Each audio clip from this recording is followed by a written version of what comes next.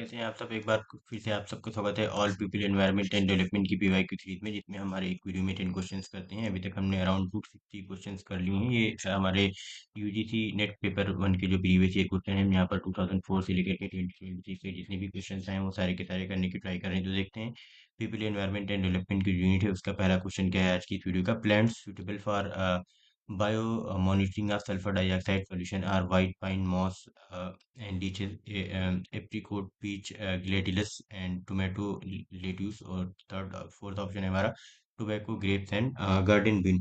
तो गाइस इसका जो हमारा राइट आंसर है वो है white pine, moss and lichens. तो देख लीजिए यहाँ पर certain plants are highly sensitive to sulphur dioxides and are used as bio indicators या bio monitors of air pollution. तो वाइट पाइन जो है ये सेंसिटिव होता है टू जो हमारा ये है सल्फर डाइऑक्साइड SO2 जिसे हम बोलते हैं। Mosses absorb pollutant directly from air, और लीचेंस जो होते हैं extremely sensitive to SO2 disappear in polluted areas. Lichens जो होते हैं are the best indicators of air pollution, specially sulphur dioxide. बाकी जो लीचेंस अगर प्रेजेंट होते हैं तो इसका मतलब ये है कि क्लीन एयर है, लीचेंस एब्सेंट है तो इसका मतलब SO2 पॉल्यूशन देखने को मिल रहा है। नेक्स्ट क्वेश्चन है which pollutant is the major source of marine pollution, agricultural run off, oil spills, industrial waste water या सीवेज। तो गाइस इसका जो राइट आंसर है वो है सीवेज। जो पॉल्यूटेंट है major source of marine pollution है वो सीवेज है। देख लीजिए यहाँ पर the largest source of marine pollution globally sewage, जिसे हम डोमेस्टिक वेस्ट वाटर भी कह सकते हैं। क्यों सीवेज होगा? क्योंकि large quantity discharge from coastal city, it contains organic waste, pathogens, nutrients, nitrates and phosphates की शक्ल में, और it may cause eutrophication, oxygen depletion और मरीन लाइफ डेथ। नेक्स्ट है most harmful types of environmental pollutants are human organic waste, waste from facial matter, non biodegradable chemicals या natural nutrients present in the exist. तो इसका right answer होगा non biodegradable chemicals. क्योंकि जो non biodegradable chemicals होते हैं are most harmful because they do not break down easily in nature, persist in soil. क्योंकि ये नॉन बायोडिग्रेडेबल होते हैं, they accumulate in food chain, bio accumulation जिसे हम बोलते हैं, become more concentrated at higher trophic levels या biomagnification जिसे बोलते हैं। अगर एग्जांपल हम देखें कि DDT, heavy metals, plastic pollutants या परसिस्टेंट ऑर्गेनिक पॉल्यूटेंट जो होते हैं पोप्स। नेक्स्ट है natural gas is very attractive eco friendly fuel. Reason है इसका it produces few pollutants and less carbon dioxide per unit energy than any other fuel on combustion. तो हमारे पास जो option question 264 के दिए हुए हैं वो देख लेते हैं क्या है।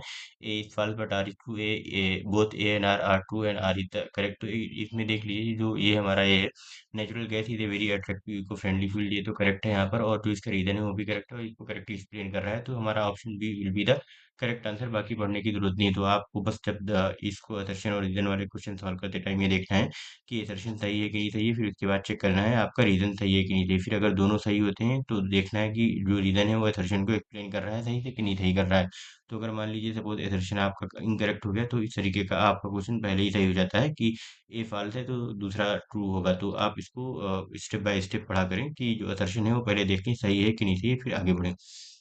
नेक्स्ट क्वेश्चन है as per central forestry commission, जो सेंट्रल फॉरेस्ट्री कमीशन है, how many forest types are found in our country. तो हमें बताना है कि कौन से कितने टाइप के फॉरेस्ट हमारी कंट्री में पाए जाते हैं, 15, 20, 16 या 28। तो गाइस हमारे कंट्री में 16 टाइप्स ऑफ फॉरेस्ट पाए जाते हैं according to classification adopted by central forestry commission based on Champion and state classification. India has 16 major forest types. These are broadly grouped under categories like अगर हम देखें तो tropical wet evergreen forest, tropical moist deciduous forest, tropical dry deciduous forest, thorn forest, या फिर हमारे जो mountain forest होते हैं, और लिटोरल स्वैम्प फॉरेस्ट। तो ये अलग अलग कैटेगरीज हैं इसकी, but total 16 types of forest हमारी कंट्री में देखने को मिलती हैं।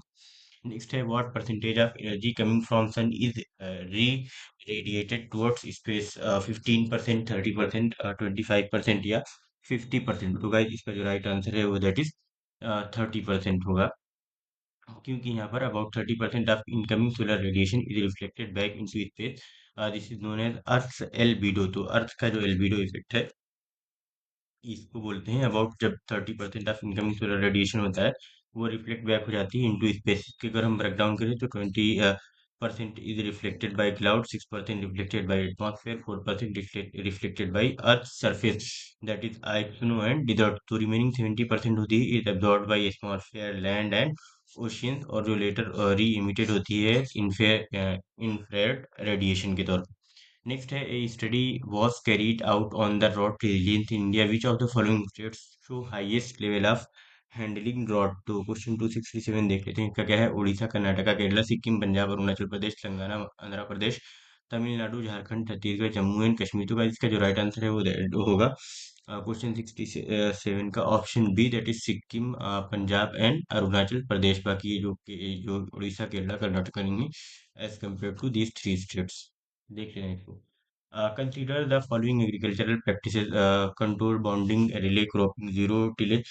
In the context of the global climatic change, which of them helps in carbon sequestration or storage in the soil? Question 268 देख लीजिए, इसमें क्या होगा. इसमें तो वैसे तो सारे सही हैं, चाहे हम काउंटर बॉन्डिंग की बात करें या रिले क्रॉपिंग की बात करें या जीरो टिलेज की बात करें. क्योंकि जो काउंटर बॉन्डिंग होती है, it reduces soil erosion and prevent loss of organic matter, conserves moisture and helps to retain soil carbon. और जो बाकी हमारी रिले क्रॉपिंग होती है, कंटिन्यूअस क्रॉप कवर देती है, reduces fallow period and more root biomass होती है, और इंक्रीजेस सॉइल ऑर्गेनिक कार्बन. अगर इसी तरीके से हम बात करें जीरो टिलेज की, तो it minimises soil disturbance, reduces oxidation of soil organic carbon, it promotes carbon storage. Major climate smart agricultural practices में से एक है. नेक्स्ट क्वेश्चन है हमारा, largest amount of fresh water is present in glaciers, lakes, rivers या polar ice. तो guys जो हमारा जो लार्जेस्ट अमाउंट ऑफ वाटर होता है, वो हमें बताना है कि कहाँ पर प्रेजेंट रहता है. क्वेश्चन 69. तो इसका गाइस राइट आंसर है डी. पोलर आइस में largest amount of fresh water है वो प्रेजेंट रहता है. देख लीजिए यहाँ पर मैंने ऐड कर दिया, the largest share of earth fresh water is stored in ice keeps and polar sheets, mainly Antarctica और ग्रीनलैंड में देखने को मिलता है हमें. They contain about 60 to 78% of total fresh water. Although glaciers also store fresh water, polar जो ice sheet होती है contain the majority of ice. ये कह लीजिए glacial ice, making polar ice the most accurate answer यहाँ पर हो जाएगा. नेक्स्ट, जैसे यहाँ पर जो फ्रेश वाटर डिस्ट्रीब्यूशन है पोलर आइस शीट हमें देखने को मिलती है.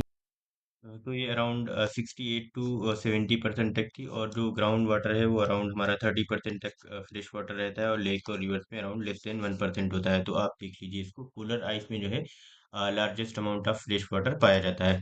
नेक्स्ट और लास्ट क्वेश्चन है आज का हमारा असर्शन रीजन वाला. Again, climate change is going to increase social tension in India. The frequency and intensity of extreme weather events will have serious consequences for food security. तो देख लेते हैं. तो अच्छा, ये दोनों ही assertion जो है हमारा सही है, करेक्ट, और जो रीजन है वो भी करेक्ट है. एंड द assertion जो रीजन है is also explaining the assertion very well. So the right answer for this will be option C, that is both A and R are true, and R is the correct explanation of A. So thank you very much, guys. Please do like, share, subscribe, and comment as well, and please turn on notification bell, so that whenever we upload the video, you get the notification correctly. And thank you so much. We will meet you in the next video.